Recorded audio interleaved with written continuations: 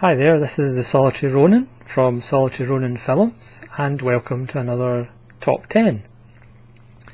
I just want to say thank you very much for the support for this channel so far, and again, if you're watching this for the first time, please leave a like or subscribe, or please do leave any comments.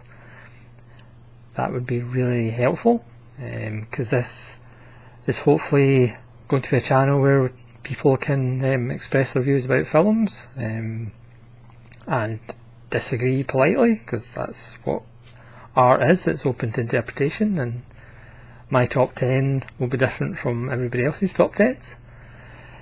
So today I thought I'd do a top 10 of Stanley Kubrick. Now, Kubrick is a filmmaker that is well respected.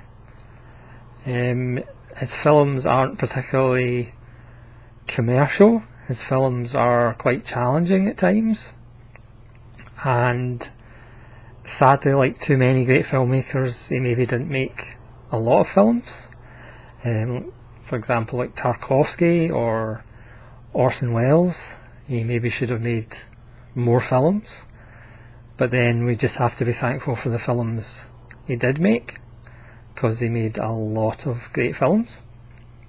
So this is a top 10 list. It's not going to be very exciting visually, because I have quite a lot of the Kubrick films in this really nice box set rather than individual Blu-ray releases. So I'm just going to be holding up this box quite a bit, but please bear with me. So at number 10 is a film that I don't actually have on Blu-ray and I don't have on DVD, which might come as a surprise, and that's Spartacus. Now, Spartacus is obviously not my favourite Kubrick film, because I don't actually have it. It's kind of half a Kubrick film. Kubrick took over the shoot after Anthony Mann was fired, and he got the gig because he had worked with Kirk Douglas on a film that will appear later on the list. So Kirk Douglas pretty much recommended Kubrick to the studio.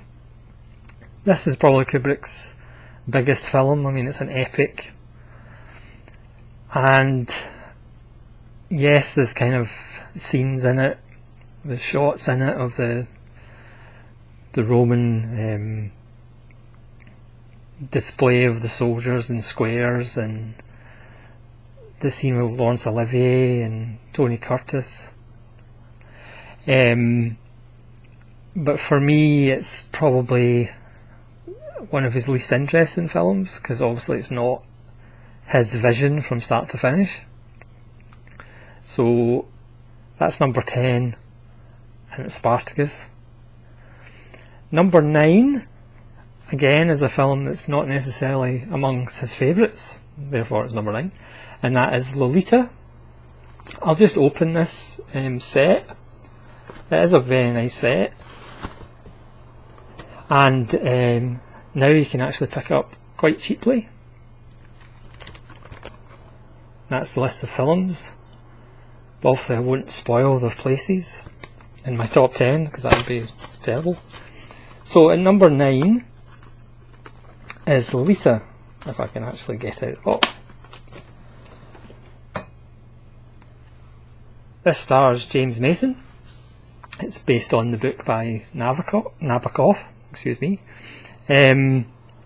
James Mason, Shelley Winters, about a professor's infatuation with a young teenage girl, which obviously nowadays, even more so than when it came out, is not really that socially acceptable.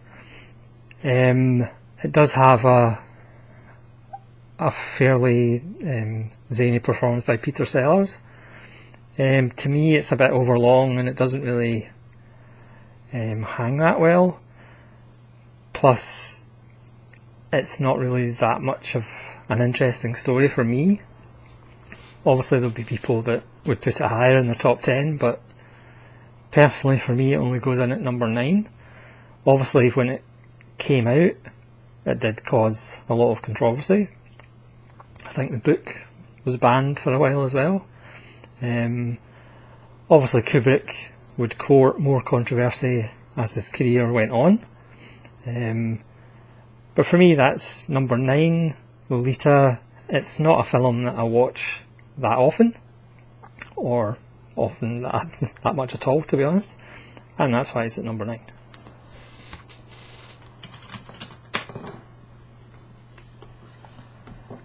So number 8 is The Killing, which is a lovely little heist film. This edition by Arrow actually includes Killer's Kiss, which is Stanley Kubrick's second film, and that's a little short film. I think it's just over an hour. It's a minor work, but again it has some lovely little scenes. But this is The Killing at number 8, and it's a nice little heist film, but the thing that really kind of sets it apart is the structure, which kind of goes back and forth. It's a highly influential film as far as its cutting and the way it's structured. So for example, you'll see also an influence in Reservoir Dogs. I think Tarantino was quite open in admitting that was a inspiration, shall we say, to Tarantino. This is a lovely print. It stars Sterling Hayden, who at some point I'll do a top 10 Sterling Hayden films, because he's just a fantastic actor. Again, he's always playing kind of world-weary characters and characters with lots on his shoulders. Yeah, I mean, it might be a kind of, some people might call it a minor genre film for Kubrick, which is kind of unusual in his canon, because he usually goes after kind of big topics and big subjects. This is kind of gritty. It's got lovely cinematography, even though it does have some stock shots and exterior shots. And obviously it has a fantastic ending, which I'm obviously not going to spoil. But this is a lovely little release by Arrow, and this is number 8, The Killing. Now, number 7, if I can just dig the disc out. Number 7 is Barry Lyndon. Now, this is one of those films that you're probably either going to love or hate. It's the perfect film for a Sunday afternoon. It's the story of Barry Lyndon, played by Ryan O'Neill, who kind of his adventures as he kind of bluffs his way through the wars. And it's absolutely beautiful. I think it's one of those films very much like Kurosawa, where you could pause it at any point and put it in an art gallery. The scenes of the gardens and rivers and country houses and mansions are absolutely stunning. Again, one of the criticisms of Kubrick is that his films are cold and kind of unemotional, and Ryan O'Neill in this is fairly, I don't want to say blank, but he is fairly hollow as a character. But the film is just so beautiful, you kind of get drawn in, and it is very much like a painting. You are kind of a witness at a gallery, and it does have a kind of hypnotic quality. And again, this was one of those films where Kubrick kind of almost invented things. For the shots at night in candlelit gambling dens, Kubrick pretty much invented lenses that could actually shoot in candlelight. There was no artificial lights. So, I mean, again, one of the things that Kubrick's known for is just his technical prowess, inventing things, thinking of ways to make things happen. I often use the kind of line that nowadays, Kubrick wouldn't actually use CGI, he would just actually do things practically. He would just build huge sets rather than actually CGIing it or using matte paint. But I mean, this is probably, I'm rambling a bit, excuse me, but this is probably one of those films that's the closest to living paintings. And I know that sounds quite pretentious, but it's true. If you kind of watch it and pause the film, you literally could be walking through an art gallery. So that's number 7, and that's Barry Lyndon.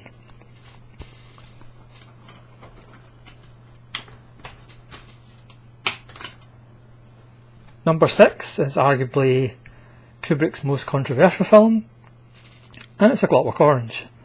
I didn't see this for years because it was banned where I am.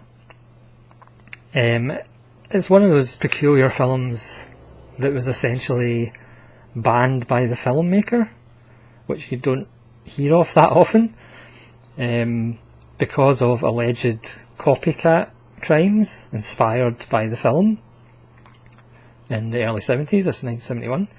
Kubrick took the decision to actually ban it in the UK, so you can actually see this for a long time. I think the first time I actually saw it was on a copy on a videotape, and it is just an assault on the eyes and ears.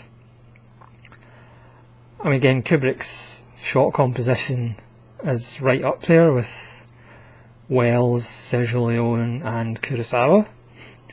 Obviously not as good as Kurosawa. But this is a stunning film, based on the book by Anthony Burgess, which in the book, the character of Alex, who Malcolm McDowell plays, is actually like 15 or something like that. But obviously they had to make Alex older in the film, and it was still controversial enough.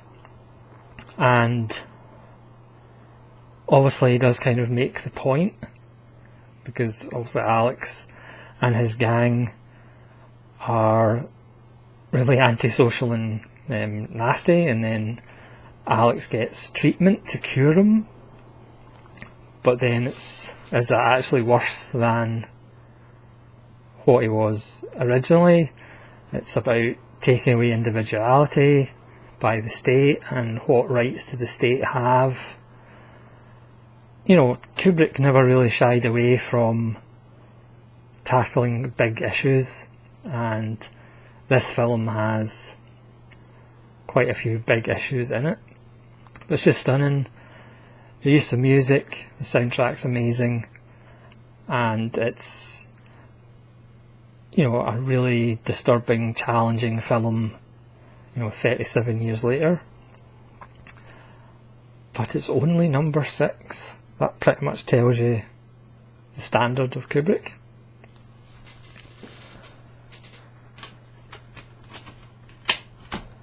So number 5, which again some people might disagree with, it's The Shining. Now again, we all know the story of The Shining by now, but again, the depth of detail, the shot composition, the performances, if you ever see the documentary of the making of, what he put Shelley Duvall through is just ridiculous. I doubt you would get away with it nowadays. It's like 50 takes of opening a door until she was a nervous wreck, but then that's what her character was supposed to be. It's kind of funny, on a side note, how many great filmmakers of the past probably wouldn't be allowed to work today.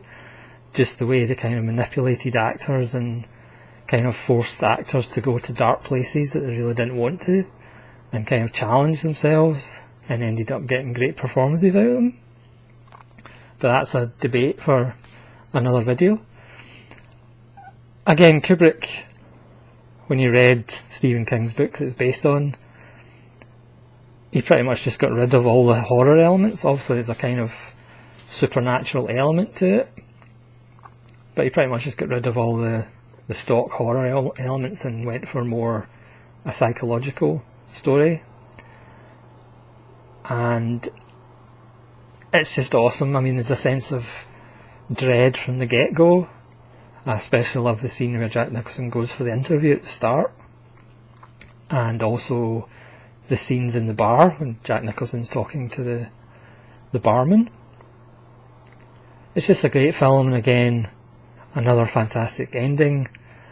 And as anybody knows, the actual opening tracking shots driving up the mountain, offcuts of that were actually used for the end of Blade Runner. So that's The Shining at 5. A lovely little film to spend a weekend with.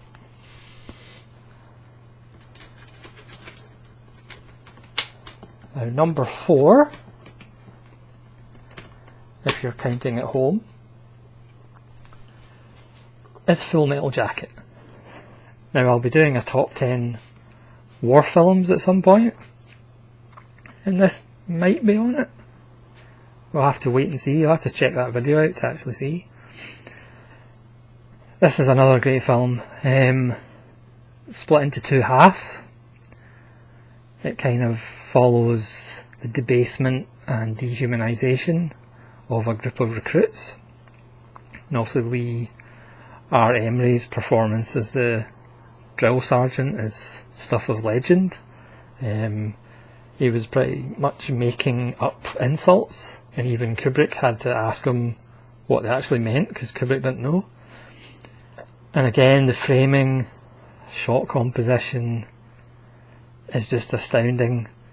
And then the second half of the film is in actual Vietnam,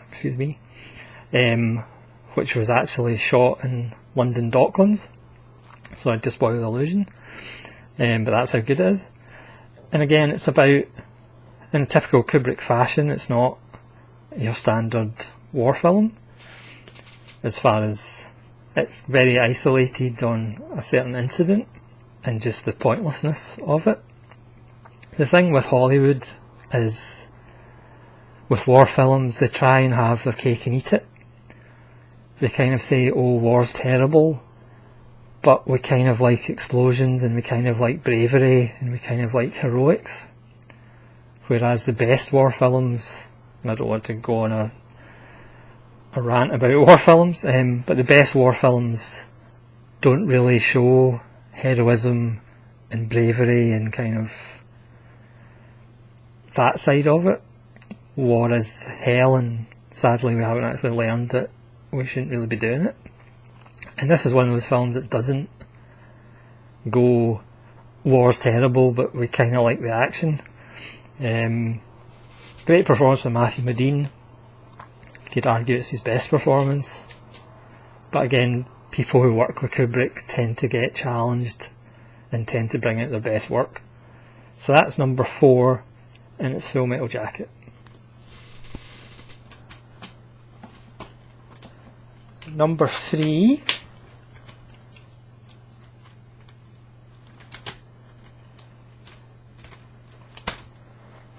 going to shock people. Number 3 is not Eyes Wide Shut.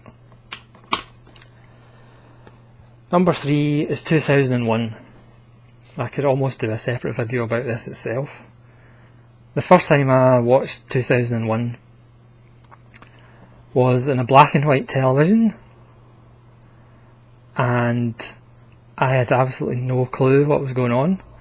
I think I was about 10 or 11 at the time, and the end scene where the character's lying in bed and etc, etc, I won't spoil it if nobody's seen it, which is bizarre, but you never know, people might not have seen it. Please do watch it, and please watch it on the biggest screen you can possibly get. Yeah, so watching it for the first time, it confused the hell out of me. I had no idea what was going on. And now, all those years later, it's still got question marks, which again is not a bad thing. You know, art should ask questions and it shouldn't provide answers to absolutely everything. I mean, it's amazing. I mean, there's not much to be said for 2001 really. The scene with the revolving jogger, you know, I know how they did it. You know, they built this huge wheel, so I know how they did it, I know how they shot it, and still every time I watch it I'm just stunned by it. And again, that's Kubrick. He would just design things and make things. It's like, we need to work out how to do this, let's just do it, let's just sit and work it out, and now we can do it. Sorry, that didn't make any sense whatsoever, but just sit and watch that revolving jogger. It's just amazing. The score is obviously famous, the Blue Danube. You know, the travelling through space, or the Dream Gate, or whatever you want to call it, is heavily influential. It's just a must-see, must-buy, I mean, I think, was it John Lennon might have said it should be shown like in a temple somewhere 24 hours a day. I may be paraphrasing, but it's that good, that influential. And again, for its time, the special effects of Dalton Trumbo, who would also go on to direct Silent Running, which is a beautiful little film with Bruce Dern. The special effects are just amazing. Great film, and it's only number 3.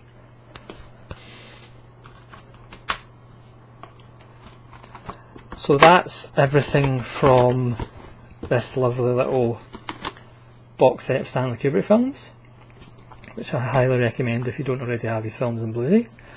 So here's number 2, Paths of Glory, Kirk Douglas, 1957. And again, top 10 war films. I was debating Full Metal Jacket, we'll have to wait and see, but this is definitely going on it. And this is the Eureka Masters of Cinema. There is a Criterion Collection version, I believe. And this one has a commentary, new videos, new interviews, and 36-page booklet. Again, I didn't see this film until later in my film loving life. This was actually one of my dad's recommendations. He remembered seeing it quite a while ago, and again, it was one of those films where it wasn't actually released for a while, or you couldn't really see it for a while. And again, we do live in one of the best ages for actually checking out rare films, world cinema, because we do have, you know, with Eureka and Criterion and Arrow and Indicator and 88 Films and other labels, we do have a real kind of selection of films that we can look at and collect, obviously.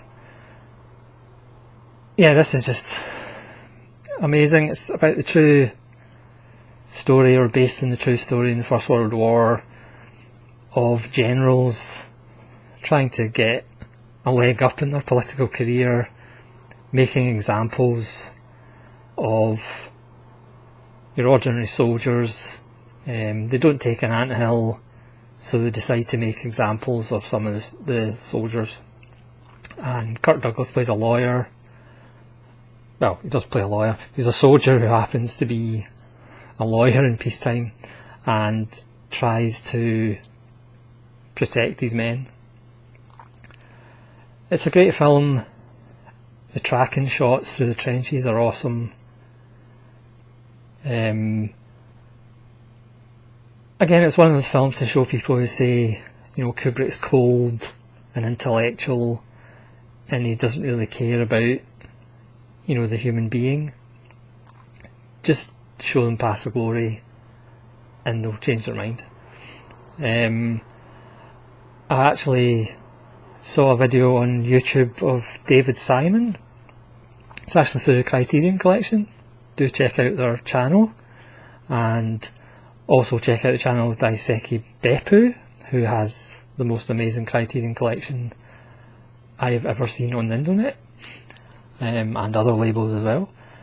But David Simon, the creator of The Wire and Homicide: Life in the Street, talks passionately about Passive Glory as kind of an example of the kind of worthlessness of the ordinary soldier, ordinary people, kind of in the view of the generals and the people who just order soldiers to slaughter, essentially.